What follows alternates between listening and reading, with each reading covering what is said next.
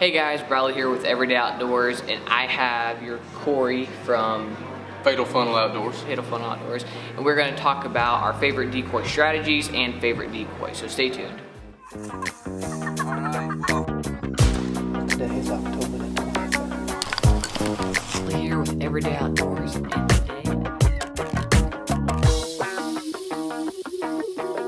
So my favorite decoy setup is one that I run pretty much every opening day of the season here in Kentucky. I usually always have a submissive hen, or some people call it a breeder's hen, with either a strutting tom or a half strut jake standing pretty much over top of her, and then off to, even 5-10 foot off to either side of one hen. I will run a upright hen or a feeding hen just to show presence of multiple turkeys there. I feel like that gives them a better sense of being willing to come in, because in my head, the way I think about it is, if there's turkeys already there, obviously they're not alert, they're not worried about anything, so it's more enticing for other birds to come on in. So that's usually what I run at least opening morning, and that is by far my favorite setup. One of our team members bought AVNX decoys, and we run his half strut jake, his feeding hen, and then he has a older submissive hen that we run, but she still works great. It's a really good setup, and I really like it. Yeah, I pretty much do the exact same thing. The only other setup I have besides that same thing pretty much is having one hen and then having two jakes. So having one hen that's either upright or contented, and then having just a normal non-strutting jake, and then a strutter tom like they're about to fight, about to get into it over this hen. That's actually how I killed my first turkey. The guy I was hunting with, he had a strutter, and then he had two foam decoys, and that, I don't know if I like it as well, because if a tom is really nervous and he's been beat up on a lot, that is really intimidating. Absolutely. But it can work fine too. So that's pretty much the only other setup that I use. Sometimes if I'm like really running gun and not carrying anything, it'll just be a hen, but I pretty much always have a jake or something. And like I said, I'm using all Primos. I would like to upgrade sometime and get something like Flex Tone, AVNX, something like that.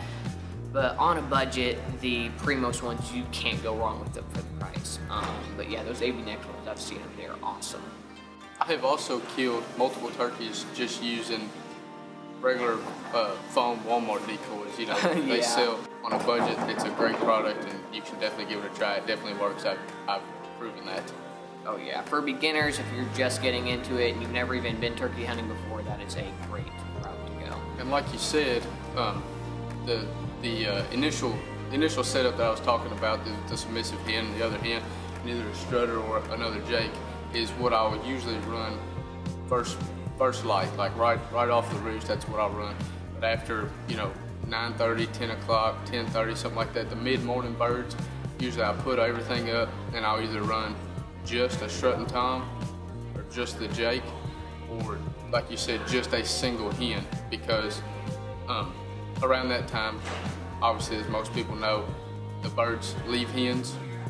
They get up with them first thing in the morning, and they leave them throughout the day, and they go out looking for other hens to breed. So a single lone hen works really well. If she's out yelping around, obviously you're yelping, but if she's out yelping and cutting, real excited, it's more enticing for a gobbler to want to come into that, because he thinks that she's a lone hen that hasn't found a gobbler yet. On my strutting decoy is the Primos B Mobile. I use a real fan on it, and it's a smaller bodied strutter, so I feel like it doesn't give as big of a body presence. If I'm running a strutter, it's always Primos B Mobile. The way I see it, you can't go wrong.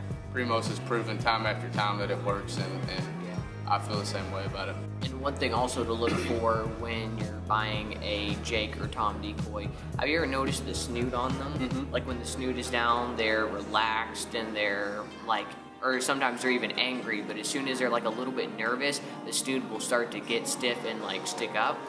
And that is what I prefer in a decoy, because if he's got the snoot sticking up, he's nervous and he's scared of that tom that's coming in. So that's something that I look for in a decoy. But don't be afraid to get out and get aggressive after those birds. Me and one of the members at Fatal Funnel Outdoors, Thomas, have fanned multiple birds, and I truly believe that if we hadn't gotten aggressive with them, the birds would have never came in. they got with hens right off the roost, and we pretty much had to chase them down and make them see another tom to get them to kind of come to us, and that's when they got aggressive. All right, I think that's just about all the really basic stuff. All right, thanks for talking. Sir. All right, be sure we are going to do a part 2, and it'll be about calling strategies. If you want to check that out, be sure to go to their channel, which I will link in the description below, and you can go check out the second part to this video. So be sure to go check them out. All right, thanks for watching. Hope you enjoyed Everyday Outdoors. Until next time, God bless.